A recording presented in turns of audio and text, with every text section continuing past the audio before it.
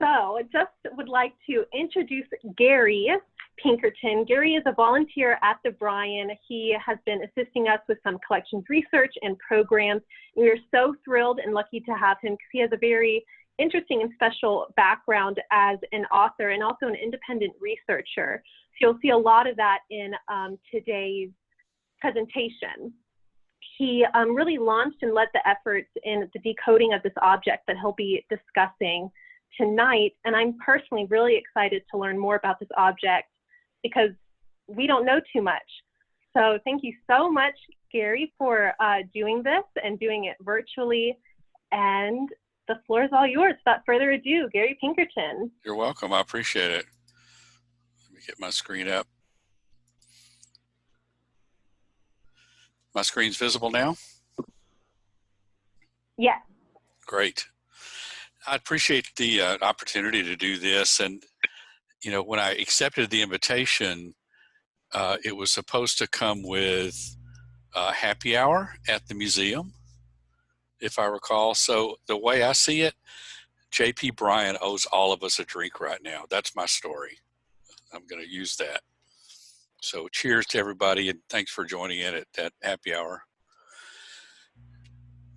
This conversation really is to promote these three very important human traits. And serendipity is dumb luck, my best friend.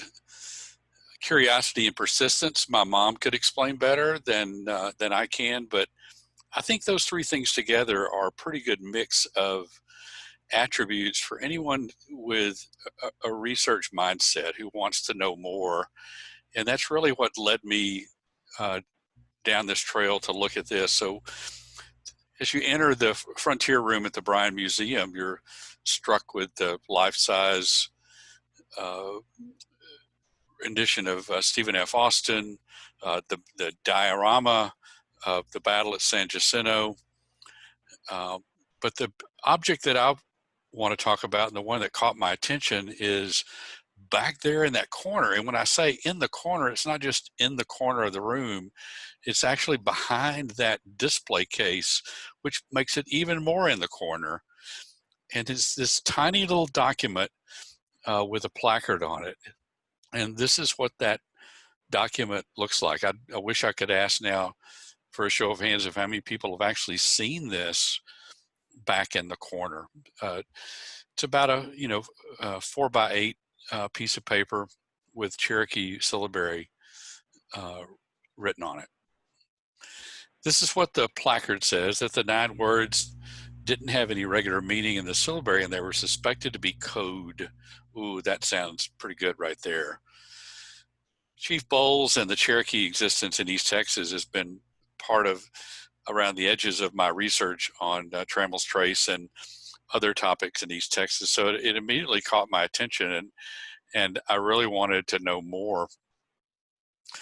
There are Cherokee characters scrolled in a cave in Alabama that have been translated. And like a lot of graffiti, this was written at the spur of the moment. This was leaders of a stickball team who had a big match on the 30th day of April in 1828. And what they were particularly proud of was that they wanted people to know that they were the team that had blood coming out of their nose and mouth, as any stickball player would at that point. Cherokee being a difficult language to translate, I think one of the early interpretations was this.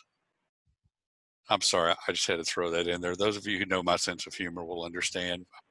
But no, it wasn't a Buc-ee's ad, but understanding what this particular item in the museum meant started with going back to the collection, where it came from. And it's part of the Edwards Forbes Burgess collection. Sarah Forbes married Hayden Edwards, who that name hit a nerve based on my research in East Texas. He had not only formed a colony in East Texas, much like Stephen F. Austin, but had been involved in trying to kick off an early revolutionary movement in Nacogdoches in 1826 and 27. Edwards Grant. Edwards was based out of Nacogdoches. He immediately made a lot of people mad by trying to take land from old Mexicans. And in fact, a dispute over some land that Edwards is involved in resulted in getting Nicholas Trammell run off a ferry landing and back into Arkansas. So that was a name that rung a lot of bells for me. The Cherokee syllabary did not. As I mentioned, I've danced around Chief Bowles and the Cherokee history for some time and relied on the expertise of others and tried to find out more about that and what it meant. So two of the people on the meeting right now who have connections to the Cherokee Nation helped me with a contact that led me to a translator who agreed to give it a go. What the translator said that, first of all, the dots between the words are simply a common convention, that it's just the way some writers separated a word. It wasn't unusual or part of any code in the document. That the writing style seemed to be from people who had learned to write Cherokee from other Cherokees and not from the formal standard syllabary, which is interesting in and of itself. There was also a mention in the message of a friend, and so the message was being passed to someone who already knew the identity of that friend and the purpose of the message. As you would expect, it doesn't really stand alone and provide a whole lot of information. As you would expect, that message had three parts. There's a greeting, a message, and a salutation. And here's what the translator thought that this particular message meant. And explaining that too, the translator communicated that this is a very unartful science and very difficult to translate out of context. So these are the best guess based on some recent looks. The first was the greeting, and I thought the interpretation here was interesting. The translation was, it was a rousing hello. It wasn't a howdy do. It was a very arousing hello with an unintelligible word, perhaps the word Mexico. During much of the time that Chief Bowles and the East Texas Cherokee, who this is attributed to, were in Texas, it was Mexico prior to 1836. The message is cryptic as well. Our mutual friend must invite or call all of you either in the Cherokee way or to a place named, that word I can't pronounce. And the differences are difficult because of the context, but it was an invitation, and the message was, our mutual friend, who you know and we know, may call you in the Cherokee way, and we're left to determine on our own what that might mean. This is where it really got interesting for me, because the salutation are from people that I had come to know well in the research. Big Mush, one of the East Texas Cherokee chiefs, Chief Bowl, and Fox Fields being the brother of Richard Fields, another Cherokee chief. And they noted that Fox interpreted it, whatever it might be. But this message written in Cherokee to someone else who could read Cherokee ends right there and leaves us to wonder. The translator also mentioned that this is not necessarily an encoded message, simply one directed to a particular person who would know the meaning, even though it would not be immediately clear to others. When I read that, I had to smile, because that's essentially the definition of every text message you and I send. It has meaning to us and to the person receiving it, but not necessarily to anyone else. And this has been true not only since the beginning of text messages, but essentially since the beginning of time. Much of these old graffiti and tablets had everyday conversation and messages in them. They were just much more difficult to send than what we're familiar with now.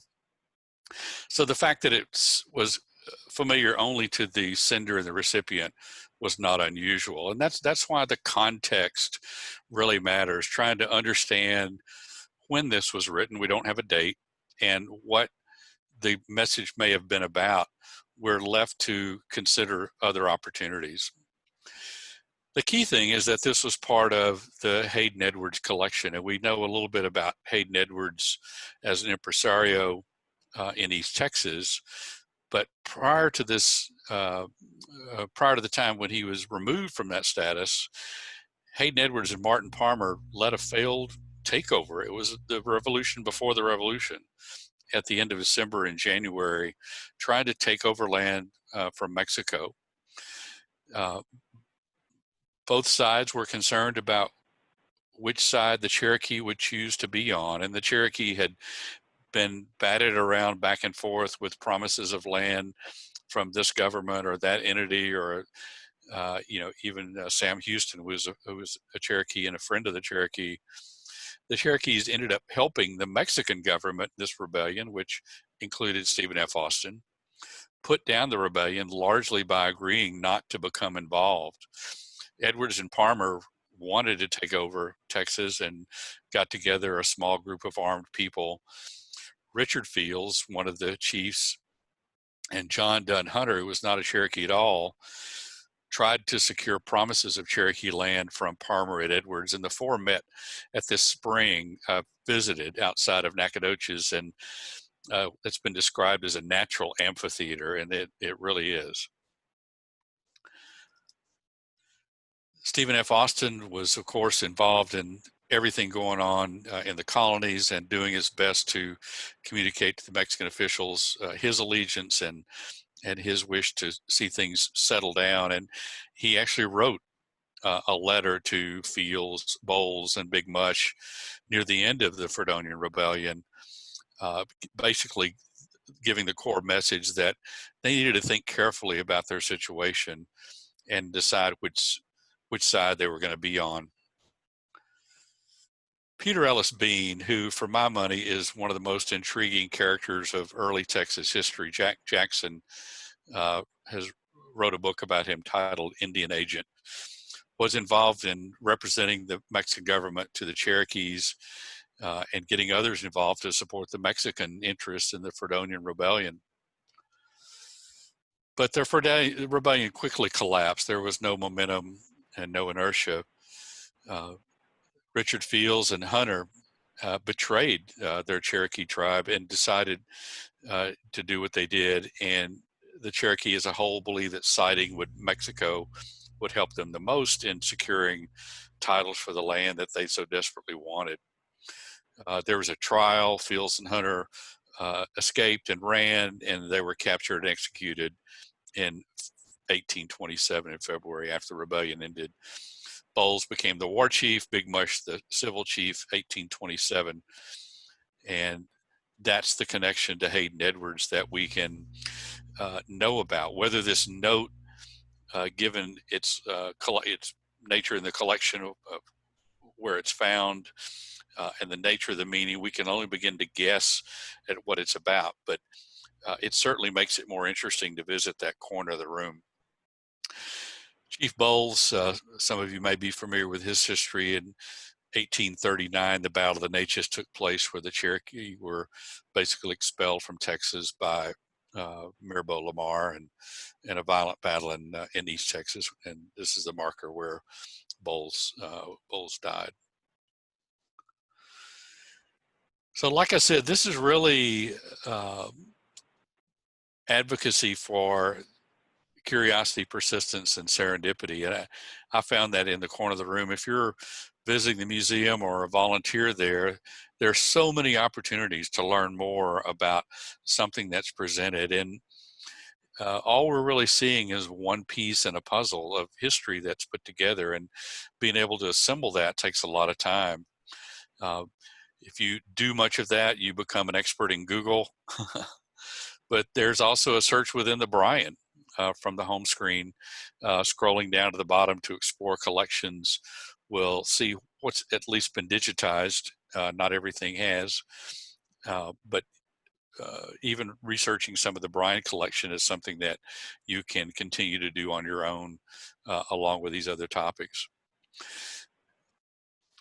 You know, the puzzle pieces, like I said, are just a chance for your own dumb luck and some curiosity and persistence to try and determine more of the story about what's going on in some of these collections and these tiny bits of history that have survived.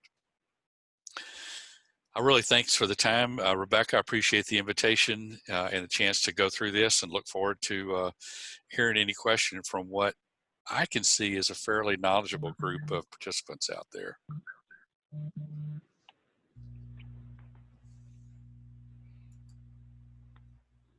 Awesome. Well, thank you so much for that, Gary. That was amazing.